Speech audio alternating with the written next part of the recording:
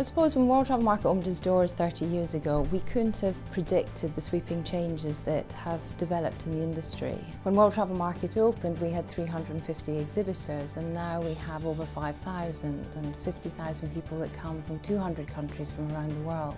I think 30 years ago, people were starting getting into the mass market, and they were really started getting into charter flights going to Mediterranean, and they were quite happy to stay for a couple of weeks roasting on a sunbed for a while. Those early packages, it was a bit like Henry Ford, that rather than say you can have every car you want as long as it's black, you can have every holiday you want as long as it's a 7 or 14 night holiday. And that world of the late 70s and early 80s in travel was actually the beginnings of what we have today. Everything that you see today was in its infancy then. We had the first low-cost airlines like Laker Airways. We had paper systems for everything. When you went to book a holiday, you went to see your travel agent. And ironically, of course, a lot of things about that world are things that we're worried about at the moment in the industry. There's a whole range of challenges facing the industry right now, starting from the economic crisis, the volatility of currency and the oil price. It's been through virtually the 4 horsemen of the apocalypse, this industry, and it gets hit every time worse than most.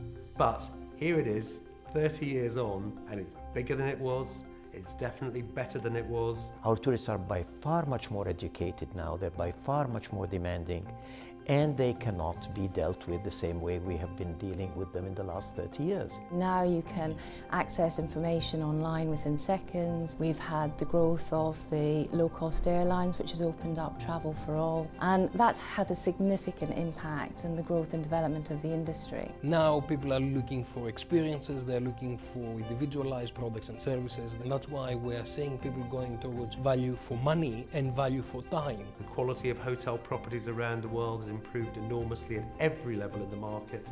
The ease with which customers can get access to holidays. Today we have over a third of our customers with us booking online. If we go back 6 or 7 years ago, it was 0.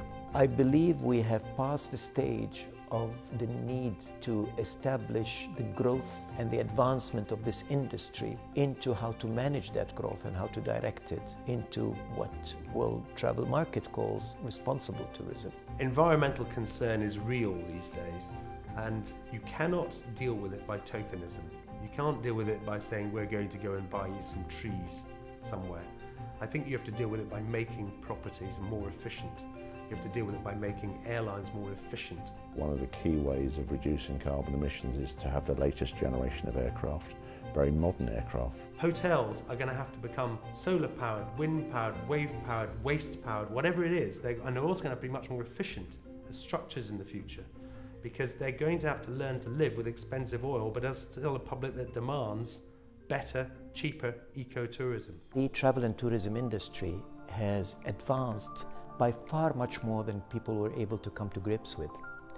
And that's why we need to now take stock of all of that and look into the future. The biggest change that we will see will be the emergence of huge growth from countries like Russia, India and China, where the growth of an emerging middle class who then want to travel will mean those markets will become bigger. 30 years ago people wouldn't have been visiting Cambodia or Vietnam.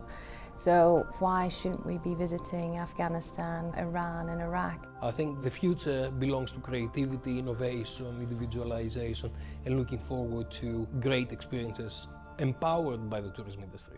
We're at the phase now of taking our first space tourists into space. They're going to see the planet Earth, they're going to experience weightlessness, and it's helping us to develop a system for industrial and scientific use. If we can find ways to get into space environmentally benignly, and we can use the edge of space to travel around the planet without having any impact on the atmosphere at all.